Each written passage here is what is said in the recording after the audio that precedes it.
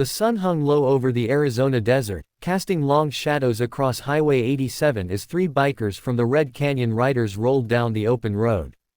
The afternoon was calm, the kind of day meant for unwinding after a long week. Mason led the group, with Jackson Ryder cruising just behind him, engines humming in steady rhythm. They weren't expecting anything unusual, until they spotted an old SUV parked unevenly on the shoulder, dust swirling around its tires as if it had stopped in a hurry. Mason slowed slightly, instinct tugging at him, and that's when he saw her. Through the smudged back window, a young girl sat half-hidden in the shadows. She looked exhausted, her eyes puffy as if she had been crying for hours. But what made Mason's heart jolt was the deliberate way she raised her hand. 3 fingers lifted, then folded into a fist. A silent, universal plea for help. For a moment, everything seemed to freeze, the road, the wind, even the rumble of their engines. Then Mason shot a quick glance at the others. No words were needed. Their training, their instincts, their humanity aligned in one unspoken understanding. Something was very wrong, and that girl was begging for rescue. They didn't hesitate. They didn't think twice. Mason's pulse quickened as he eased off the throttle, the wind whipping past his helmet. The SUV's driver glanced in the side mirror and immediately stiffened. Before the bikers could get a closer look, the man jerked the wheel, pulling the vehicle back onto the highway with a burst of speed. That reaction alone confirmed everything. They weren't dealing with a misunderstanding. Something dangerous was unfolding right in front of them. "Stay tight," Mason ordered through the intercom, his voice firm and controlled. Jax accelerated to flank the SUV on the left while Ryder took the right side, forming a loose triangle around it. Cars honked and drifted aside as the chase stirred panic among drivers, but the bikers stayed focused, weaving through traffic with practiced precision.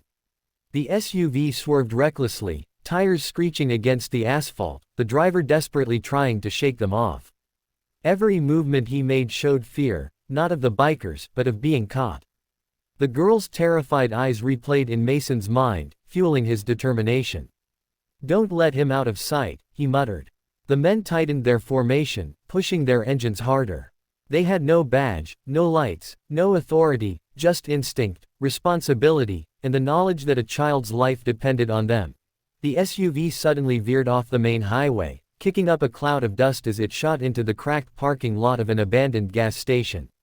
Mason braked hard, his back tire skidding slightly before stabilizing. Jackson Ryder moved in without hesitation, blocking every possible exit. The driver slammed on his brakes, panic twisting his face as he realized he was trapped.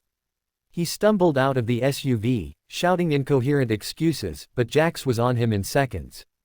With a swift, controlled move, he pushed the man against the vehicle and pinned his arms behind his back. The man struggled, but he wasn't strong enough to break free. Ryder pulled out his phone and dialed 911, giving their exact location with calm urgency. Mason approached the passenger side, his heartbeat heavy but steady. When he opened the back door, the girl flinched, curling toward the corner like a frightened animal. "It's okay," he said gently. "You're safe now." Her small hands trembled as she reached for him, her voice barely a whisper. He took me from school." Mason swallowed hard. "You're brave. You did everything right." The distant wail of sirens grew louder. Help was moments away, but the bikers had already done what mattered most. They'd given the girl her first moment of safety. As the sun dipped beneath the Arizona horizon, the flashing lights of patrol cars bathed the abandoned gas station in red and blue. Deputies took the kidnapper into custody, their voices crackling over radios as they documented every detail. The girl, wrapped in a soft blanket provided by paramedics, sat quietly beside Mason. She stayed close to him as though he were the only anchor she'd trusted after the nightmare she'd endured. When her parents arrived minutes later, the quietness shattered. Her mother ran to her, collapsing into tears as she wrapped her arms around her daughter, holding her as if she would never let go again.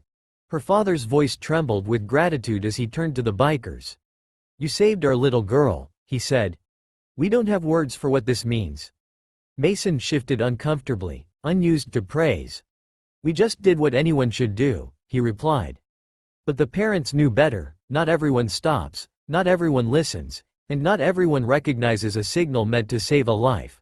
Before leaving, the girl looked up at Mason, her eyes softer now. "Thank you," she whispered. As the family drove away and the scene quieted, the bikers started their engines.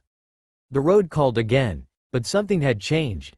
They carried a new weight, a quiet pride knowing their ordinary ride had turned into something extraordinary.